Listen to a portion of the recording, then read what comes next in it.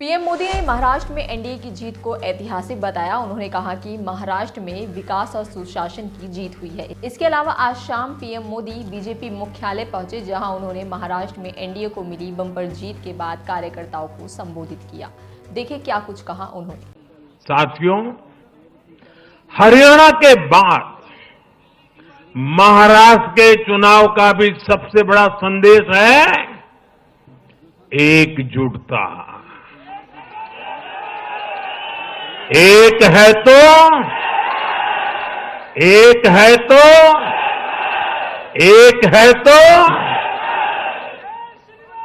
ये आज देश का महामंत्र बन चुका है। कांग्रेस और उसके इकोसिस्टम, उन्होंने सोचा था कि संविधान के नाम पर झूठ बोलकर, आरक्षण के नाम पर झूठ बोलकर एससी, एसटी, ओबीसी को छोटे छोटे समूह में बांट देंगे। वो सोचते थे सब बिखर जाएंगे। कांग्रेस और उसके साथियों की साजिश को महाराष्ट्र ने सिरे से खारिज कर दिया है। एक और संदेश है, पूरे देश में सिर्फ और सिर्फ एक ही संविधान चलेगा।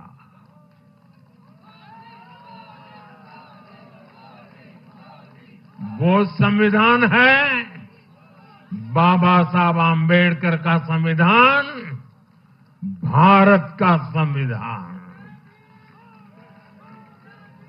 जो भी सामने या पर्दे के पीछे देश में दो संविधान की बात करेगा, उसको देश पूरी तरह से नकार देगा।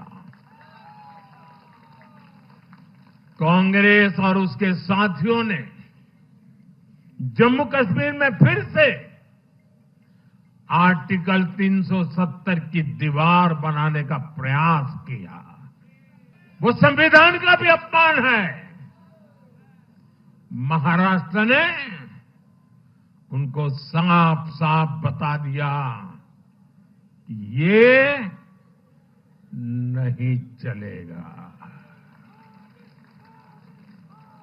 अब दुनिया की कोई भी ताकत, और मैं कांग्रेस वालों को कहता हूं कान खोल के सुन लो,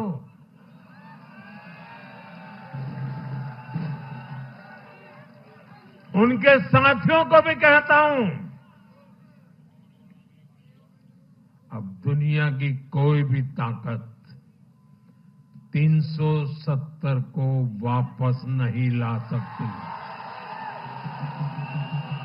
साथियों, एक परिवार की सत्ता भूख इतने चरम पर है कि उन्होंने खुद की पार्टी को ही खा लिया है। देश के अलग अलग भागों में कई पुराने जमाने के कांग्रेस कार्यकर्ता हैं, पुरानी पीढ़ी के लोग हैं जो अपने जमाने की कांग्रेस को ढूंढ रहे हैं। लेकिन आज की कांग्रेस के विचार से, व्यवहार से, आदत से उनको ये साफ पता चल रहा है कि ये वो कांग्रेस नहीं है। इसलिए कांग्रेस में आंतरिक रूप से असंतोष बहुत ज्यादा बढ़ रहा है। उनकी आरती उतारने वाले भले आज इन खबरों को दबा के रखे, लेकिन भीतर आग बहुत बड़ी है। असंतोष की ज्वाला भड़क चुकी है। सिर्फ एक परिवार के ही लोगों को कांग्रेस चलाने का हक है।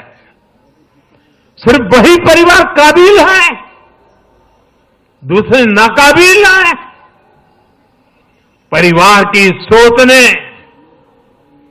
इस जीत ने कांग्रेस में एक ऐसा माहौल भी बना दिया कि किसी भी समर्पित कांग्रेस कार्यकर्ता के लिए वहां काम करना मुश्किल हो गया है। आप सोचिए, कांग्रेस पार्टी की प्राथमिकता आज सिर्फ और सिर्फ परिवार है। देश की जनता उनकी प्राथमिकता नहीं है। और जिस पार्टी की प्राथमिकता जनता न हो, वो लोकतंत्र के लिए बहुत ही नुकसानदायी होती है। साथियों, कांग्रेस का परिवार सत्ता के बिना जी नहीं सकता। चुनाव जीतने के लिए लोग कुछ भी कर सकते हैं। दक्षिण में जाकर उत्तर को गाली देना, उत्तर में जाकर के दक्षिण को गाली देना, और विदेश में जाकर देश को गाली देना। और अहंकार इतना कि ना किसी का मान, ना किसी की मर्यादा, और खुलेआम झूठ बोलते रहना, हर दिन एक नया झूठ बोलते रहना। यही कांग्रेस और उसके परिवार की सच्चाई बन गई है। आज कांग्रेस का अर्बन नक्सलवाद भारत के सामने एक नई चुनौती बनकर खड़ा हो गया है।